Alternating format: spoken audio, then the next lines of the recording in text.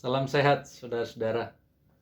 Sapaan Rohani tanggal 27 September 2022 ini terinspirasi dari Yeremia 32 ayat 36 sampai dengan 44 dan diberi judul Tuhan memulihkan. Namun sebelumnya marilah kita berdoa. Ya Roh Kudus, kami menyerahkan diri kami dalam ketundukan pada otoritas Tuhan dan kelembutan Roh Kudus mengajari kami dengan firman Tuhan melalui sapaan rohani hari ini. Amin. Saudara-saudara yang dikasihi Tuhan, tindakan pemulihan bukanlah seperti membalikkan tangan, mudah, cepat, dan gampang. Tindakan pemulihan selalu melalui proses, dan proses itu panjang. Selain dari waktu yang cukup, dibutuhkan juga hati yang teguh, tangguh, dan sabar. Entah itu pemulihan ekonomi, pemulihan kesehatan, maupun pemulihan relasi. Semuanya membutuhkan waktu yang cukup dan hati yang mantap. Agar kita dapat menerima dan mengerti bahwa pemulihan membutuhkan proses, adalah baik kita tahu apa arti pemulihan, memulihkan, dan pulih.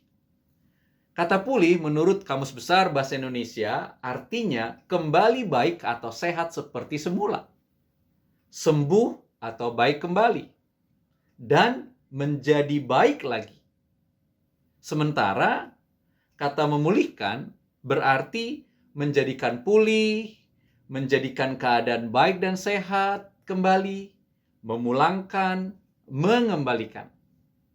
Kemudian, kata pemulihan adalah proses, cara, atau perbuatan memulihkan. Berdasarkan pengertian tersebut, proses pemulihan menjadi pergumulan tersendiri bagi pelaku pemulihan. Untuk sembuh dan sehat kembali dari sakit penyakit bukanlah hal yang mudah. Ini membutuhkan kesabaran, komitmen, dan kerendahan hati. Jika ada nasihat dokter, maka dibutuhkan kerelaan mentaatinya. Untuk sehat dan baik kembali, relasi antar manusia pun demikian. Dibutuhkan kerelaan dan ketulusan menerima satu dengan yang lain, bahkan disertai pengampunan di satu sisi dan pertobatan di sisi lain. Demikian juga pemulihan antara manusia dengan Tuhan. Pemulihan hubungan antara manusia dengan Tuhan acap kali didahului dengan inisiatif dari Tuhan. Inilah kebaikan dan anugerah Tuhan. Bagaimana tidak? Tuhan masih mengutus para nabi untuk mengingatkan agar umat bertobat, tetapi umat tidak berubah. Tiada henti-hentinya Tuhan mengharapkan umat kembali lagi kepadanya. Pada puncaknya, Tuhan pula yang merancangkan pemulihan bagi umatnya. Padahal, pertama, rusaknya hubungan manusia dengan Tuhan selalu dimulai oleh pihak manusia yang tidak setia pada perjanjian dengan Tuhan. Kedua, manusia menyimpang, menjauh dan membelakangi Tuhan semata hanya untuk mengandalkan dirinya sendiri. Manusia tidak taat pada perintah Tuhan. Ketiga, sikap takut dan hormat manusia akan Tuhan luntur dengan cara menyembah ilah-ilah lain. Meski demikian, Tuhan tetap sayang pada umatnya.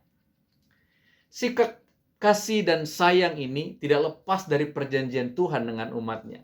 Tuhan berencana memulihkan umatnya dari ketercerai-beraian, dari kebinasaan, dari kelaparan, dan dari sakit penyakit akibat perbuatan tidak setia umatnya.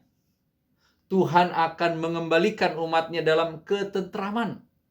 Tuhan akan memberikan satu hati dan satu tingkah langkah yang hormat dan tunduk pada Tuhan. Tuhan akan berbuat baik dan melakukan kebaikan dalam kegirangan untuk umatnya. Tuhan akan melakukan itu dengan segenap hati dan segenap jiwanya.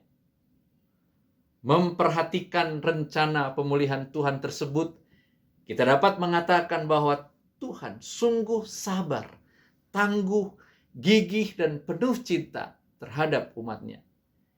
Jika sedemikian rupa Tuhan mau memulihkan kita, bukankah seharusnya kita pun bersedia berpulih dengan Tuhan?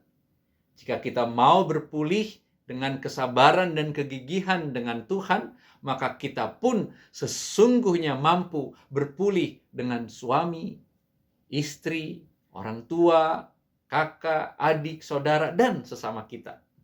Pada puncaknya, semua orang yang mengharapkan pemulihan relasi antar manusia sangat mungkin dan tidak mustahil mengalaminya. Amin. Mari kita berdoa. Ya Tuhan Yesus, kami mengucap syukur karena Engkau sungguh sangat baik dan mengasihi kami. Kasih-Mu memberikan kepada kami waktu dan kesempatan untuk mengalami pemulihan.